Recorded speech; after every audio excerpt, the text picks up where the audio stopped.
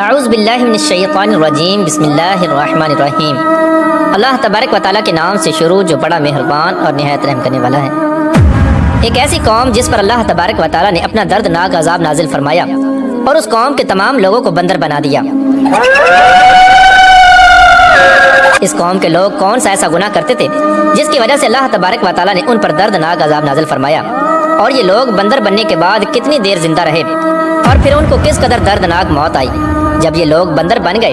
تو یہ لوگ اپنے عزیز و اقارب کو دیکھ کر ان سے کیا کہتے تھے، اور کیا آج کے دور میں پائے جانے والے بندر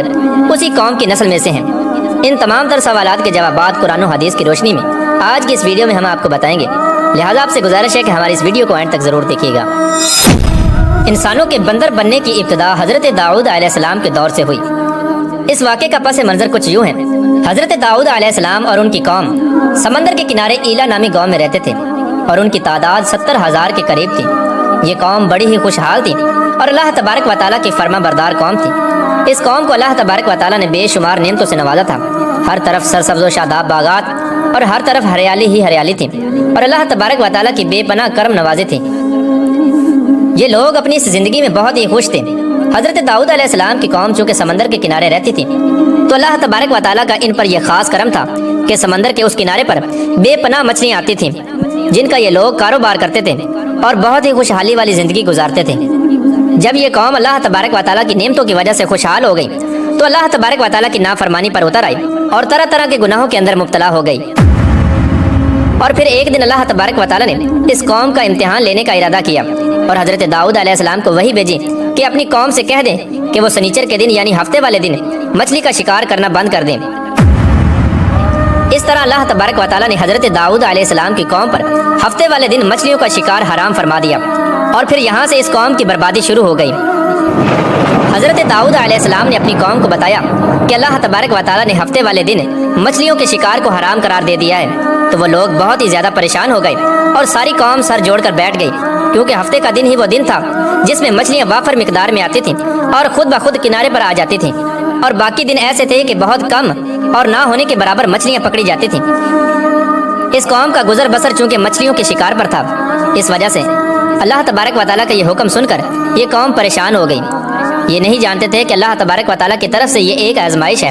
پھر ایک دن شیطان نے ان کو وسوسہ ڈالا کہ سمندر سے نالیاں نکال کر خشکی میں بڑے بڑے حوض بنا لیے جائیں۔ جب ہفتے والے دن مچھلیاں آئیں گی تو وہ نالیوں سے ہو کر ان بڑے بڑے حوضوں میں آ جائیں گی، اور اس طرح پھر ان نالیوں کا منہ بند کر دیا جائے، اور پھر اگلے دن یعنی اتوار والے دن ان کو پکڑ لیا جائے۔ شیطان نے اس قوم کے لوگوں کو ورگلایا کہ اس طرح ہم ہفتے والے دن شکار سے بھی بچ جائیں گے اور مچھلیاں بھی ہاتھ آ جائیں گی اور وہ بھی پکڑی جائیں گی۔ بہت سے لوگوں کو یہ ہلا بازی اچھی لگی اور انہوں نے ایسا کرنا شروع کر دیا، اور سمندر سے چھوٹی چھوٹی نالیاں نکال کر بڑے بڑے حوضوں میں ڈال دیں، جس کے ذریعے وافر مقدار میں مچھلیاں ان حوضوں میں داخل ہو جاتی۔ اس قوم کے بدبخت لوگوں کو شیطان کا یہ ہلا بہت پسند آیا، لیکن اس قوم نے یہ نہ سوچا کہ جب مچھلیاں سمندر سے حوض میں آ کر قید ہو گئی تو پھر مچھلیوں کا شکار ہی ہو گیا۔ اس لیے یہ شکار بھی ہفتے والے دن ہی قرار پایا جو اللہ تبارک و تعالیٰ نے حرام قرار دیا تھا۔ اس موقع پر یہودیوں کے 3 گروہ ہو گئے۔ کچھ لوگ ایسے تھے جو شکار کے اس شیطانی ہلے سے منع کرتے تھے اور ناراض و بیزار ہو کر شکار سے باز رہے، اور کچھ لوگ اس کام کو دل سے برا جان کر خاموش رہے، لیکن انہوں نے شکار نہ کیا اور دوسروں کو منع بھی نہ کرتے تھے،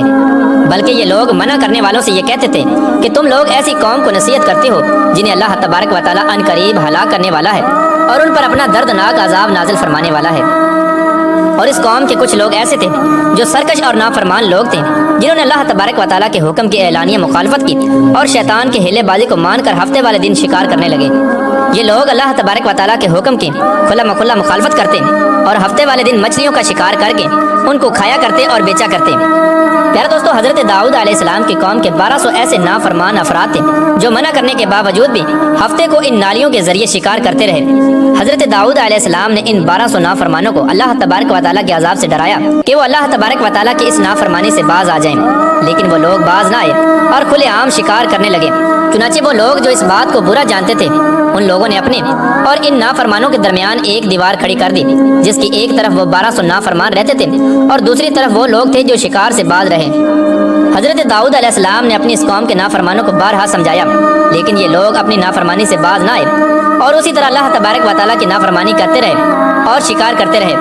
پھر ایک دن حضرت داؤد علیہ السلام نے غضبناک ہو کر شکار کرنے والوں پر لعنت فرما دی۔ اس کا اثر یہ ہوا کہ ایک دن خطا کاروں میں سے کوئی بھی اپنے گھر سے باہر نہ نکلا۔ یہ منظر دیکھ کر کچھ لوگ ان کی دیواروں پر چڑھ گئے تاکہ معلوم ہو سکے کہ وہ لوگ کس حال میں ہیں۔ جب ان لوگوں نے ان نافرمانوں کو دیکھا تو وہ سب کے سب بندر کی صورت میں مسخ ہو چکے تھے۔ اللہ تبارک و تعالیٰ نے ان کی نافرمانی کی وجہ سے ان پر اپنا دردناک عذاب نازل فرمایا اور ان کو انسانوں سے بندر بنا دیا۔ جب لوگ ان مجرموں کا دروازہ کھول کر ان کے گھر میں داخل ہوئے تو وہ بندر اپنے رشتہ داروں کو پہچانتے تھے اور ان کے پاس آ کر ان کے کپڑوں کو سونگھتے تھے اور زاروں کی تار روتے تھے، لیکن وہ کچھ بول نہ سکتے تھے۔ اللہ تبارک و تعالیٰ کے ان نافرمان بندر بن جانے والے لوگوں کی تعداد 12,000 تھی۔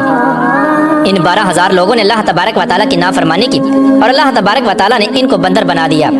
جس طرح کہ اللہ تبارک و تعالیٰ سورہ بقرہ میں ارشاد فرماتا ہے، اور بے شک ضرور تمہیں معلوم ہے تم میں کہ وہ جنہوں نے ہفتے میں سرکشی کی تو ہم نے ان سے فرمایا کہ ہو جاؤ بندر دھتکارے ہوئے۔ اس طرح حضرت داؤد علیہ السلام کی قوم کے 12,000 نافرمان بندر بن گئے۔ یہ لوگ 3 دن تک زندہ رہے اور اس دوران یہ کچھ نہ کھا سکتے تھے اور نہ ہی پی سکتے تھے، بلکہ یوں ہی بھوکے پیاسے سب کے سب ہلاک ہو گئے اور 3 دن کے اندر سب کے سب مارے گئے۔ اور وہ لوگ جو ان نافرمانوں کو اللہ تبارک و تعالیٰ کی اس نافرمانی سے منع کرتے تھے، اللہ تبارک و تعالیٰ نے ان کو اس عذاب سے سلامت رکھا، اور وہ لوگ جو اس شکار کو برا جان کر خاموش رہتے تھے، اللہ تبارک و تعالیٰ نے ان کو بھی اس عذاب سے سلامت رکھا۔ پھر دوستو بات کرتے ہیں کہ آج کے دور کے بندروں میں سے کیا کوئی بندر ان کی نسل میں سے بھی موجود ہے، یا آج کے دور میں پائے جانے والے بندر انہی بندروں کی نسل میں سے ہیں؟ اس کے متعلق روایات میں آتا ہے کہ حضرت عبداللہ بن مسعود رضی اللہ تعالیٰ عنہ سے روایت ہے کہ حضور پاک صلی اللہ تعالیٰ علیہ وآلہ وسلم سے کسی نے سوال کیا کہ آج کے بندر کیا حضرت داؤد علیہ السلام کی قوم سے ہیں؟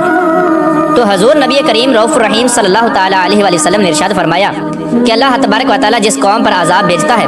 یا ان کی شکلوں کو مسخ کرتا ہے تو یہ عذاب انہی پر ہوتا ہے جن پر وہ عذاب نازل ہوا تھا، اور اس کے بعد اللہ تبارک و تعالیٰ ان لوگوں کو ہلاک کر دیتا ہے